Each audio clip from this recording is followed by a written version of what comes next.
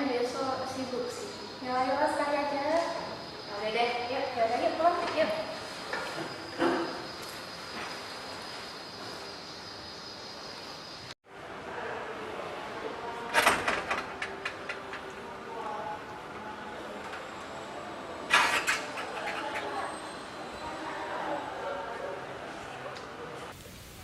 Almar'u ala dini khalili.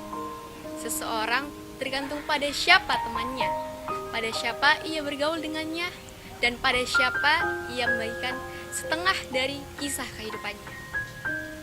Teman, satu kata yang memiliki lebih dari 10.000 makna. Ia bahkan bisa memberikan kita syafaat di hari kelak. Makanya dituliskan pada Quran surat Al-Imran ayat 103 yang berbunyi, wa kuntum ala syafah hufratin minan nari fa'anqadahu minha. Dan ada orang yang masuk neraka itu apinya sudah sampai di punggung, ada yang sampai ke leher, ada yang sampai kepala, bahkan sudah ada yang sampai tenggelam. Tetapi kemudian Allah Subhanahu wa taala mengangkatnya. Pertanyaannya, mengapa? Kok bisa gitu? Itu karena syafaat yang diberikan oleh temannya tadi saat di dunia. Temannya tadi memohon. Syafaat artinya permohonan. Ya Allah, teman saya tidak ada di surga ya Allah. Mohon angkat dia dari neraka ya Allah. Sesungguhnya saat kita di dunia ya Allah, kita sholat berjamaah bersama-sama, puasa bersama-sama, buka bersama-sama ya Allah. Dia memiliki iman di dalam hatinya ya Allah, walaupun sebesar biji zarah. Dan temannya tadi pun akhirnya diangkat dari neraka, dan mereka pergi ke surga bersama-sama. Masya Allah, ini nih pertemanan yang bikin kita iri gitu. Harusnya ini yang kita irikan, pertemanan yang bisa melihat kita ke Allah SWT. Orang yang cerdas adalah orang yang pintar memilih teman. Orang yang bijak adalah orang yang pintar memilih teman. Pilihlah teman yang setidaknya memiliki cita-cita yang sama gitu. Misalkan kita nih ingin lancar dalam urusan pernikahan, maka kita harus bergaul dengan orang yang sudah nikah muda gitu. Kalau misalkan kalian bergaul dengan orang yang jomblo, ya wajar dong sampai sekarang masih jomblo gitu ya. Orang yang cerdas adalah orang yang pintar memilih teman. Orang yang bijak adalah orang yang pintar memilih teman. Pilihlah teman yang setidaknya memiliki cita-cita yang sama. Misalkan kita pingin lancar dalam urusan pernikahan, maka carilah teman yang sudah menikah muda gitu. Jangan kalian bergaul sama orang yang jomblo juga. Nanti ya wajar lah kalau misalnya kalian masih jomblo sampai sekarang. Ada sebuah kisah nih.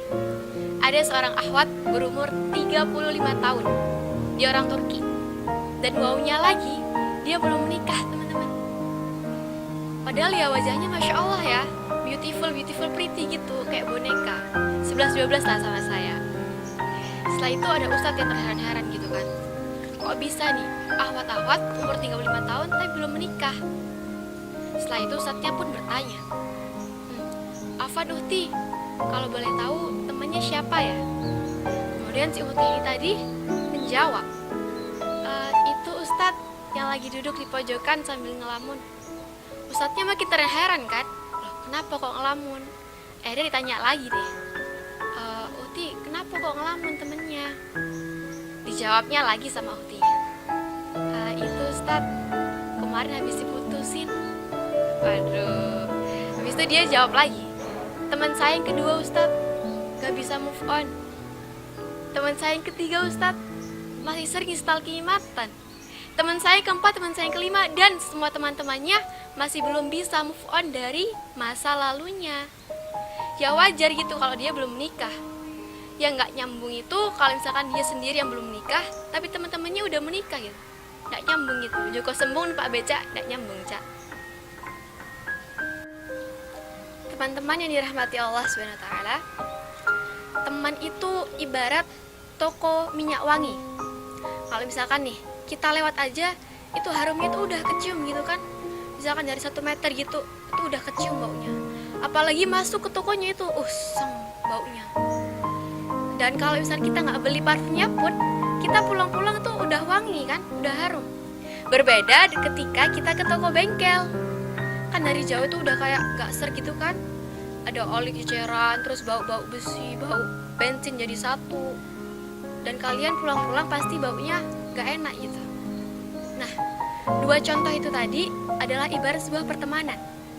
Contoh yang pertama adalah contoh teman yang baik. Teman yang baik pasti akan mengajak kepada kebaikan pula. Karena apa? Karena dia tidak mau masuk surga sendirian gitu. Berbeda juga ketika kita mengambil contoh yang kedua. Itu adalah contoh teman yang, ya tepat sekali, teman yang buruk. Teman yang buruk itu pasti akan mengajak-ngajak juga kepada keburukan. Karena apa? Karena dia tahu maksiat itu dosa. Biasalah setan-setan itu sukanya ngajak-ngajak, gak suka dia kalau jomblo.